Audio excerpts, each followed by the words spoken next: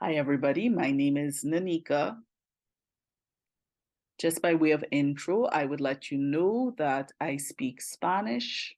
Well, my mother tongue is English, but I also speak Spanish, French, Mandarin, Chinese, and some amount of German. I'm sure my German must be very rusty by now. Hardly ever use it. And I didn't work very hard on it either. But um, I learned French and I started learning French and Spanish in high school. Did 7 years of French and Spanish as a teenager, in my teens, or at least between like 11 and 18 years old. And I learned Chinese as part of my undergrad program in Montreal. So that's where I started learning Chinese.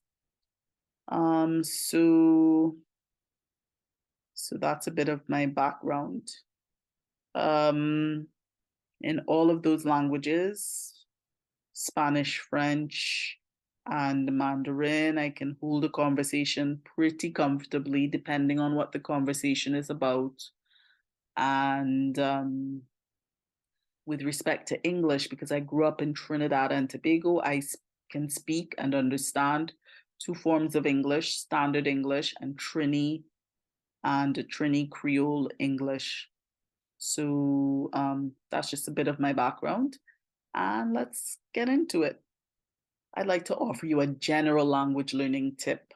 And I'm going to refer to a passage of scripture from the Bible. I'm not sure exactly where it is, but I know it's in the New Testament. Be quick to listen, slow to speak, slow to get angry. Be quick to listen, slow to speak, slow to get angry. Okay. And I'll include the script. I'll look it up before I put the video together, and I'll include the reference in the video. But you may wonder, what does that have to do with language learning? It has everything to do with language learning, although that scripture reference is not directly related in and of itself to language learning. But be quick to listen. Very often, we are quick to talk. This Bible reference is the exact opposite of what people tend to do. We tend to be slow to listen, quick to talk, and quick to get angry. Okay, so let me tell you how applying the scripture reference can help you with your language learning. I know that oftentimes when somebody is learning a language, their target, their goal is to be able to hold a conversation, to be able to speak a lot of times, okay? But if you want to be a good speaker, you need to be a good listener, okay? That even applies in your own native language. But anyway, we're talking about learning a foreign language. So um, sometimes, for example, I'll give you an example.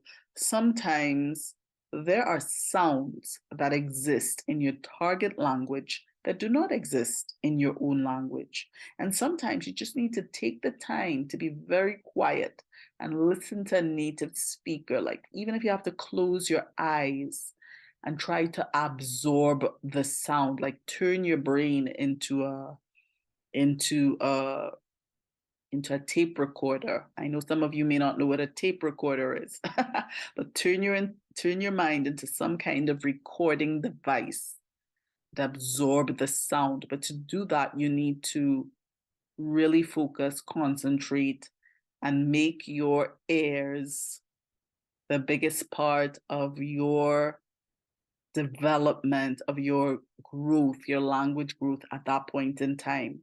Not so much your mouth, but your ear. And what you do is you take the time, you listen, listen, listen, and then you work on reproducing the sound. Connected to that, what you can also do is record yourself speaking and listen to yourself. And then you can maybe get a sense of what you may need to do to reproduce the sound that you're trying to reproduce. For example, um, Recently, I was listening to myself speaking Spanish, and I said to myself, Nika, you're not opening your mouth wide enough for the A sound, for the ah. That's why you're not sounding as authentic as you should. And I didn't realize until I had recorded, I heard a recording of myself. And so, listening to yourself and also listening to native speakers can really be helpful. Okay, slow to speak, right? So slow to speak, you got to be quick to listen, slow to speak, at least at some point, don't be too quick to talk. Sometimes you just got to listen. I know talking is a big part of learning a language. And yes, you do need to practice speaking.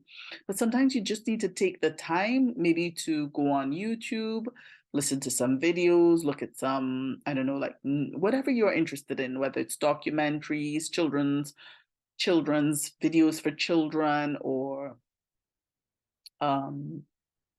songs, whatever, and listen. Maybe not so much songs, maybe more people just talking regularly or giving a news report or something like that.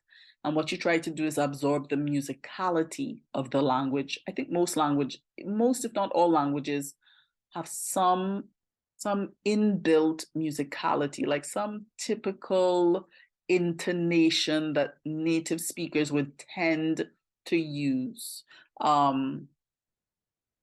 So listening will help a great deal with that, and you listen attentively, you really, sometimes if you need to close your eyes to do that, then you do that, right? And you find that would help. And then the final part of that, be slow to anger, be slow to get angry. So like, be patient with yourself. Don't get angry with yourself. If you make mistakes, like, be patient, be slow to anger. Like, if you feel like you're not making progress as fast as you would like, just remember Rome was not built in a day, and doing anything takes time and effort, but just know whatever seeds you plant, eventually you will reap a harvest. And to whatever extent that you plant seed in the ground is the extent to which you will reap your reward, okay, for your effort. And remember, even in the agricultural world, when you plant seed, it may not necessarily grow and sprout and be visible and edible overnight. You maybe have to take some time, water your seed with effort. Make sure that you put in some time. Make sure that you find strategies that you can apply. Maybe not just one strategy like what I'm giving you here, but see if you can find some other strategies that can help you improve, right? So, and for every language, you're gonna probably need some different strategies, So that's it. I hope this was helpful. Be quick to listen, slow to speak, slow to get angry. Be patient with yourself and be patient with your process. All good things take time. So that's it. Good luck with your language learning. And if you have any questions, feel free to let me know if there's anything that you would like me to answer. I'd be happy to do that. So, hasta la próxima. À la prochaine. Bis zum nächsten Mal. 下次再见.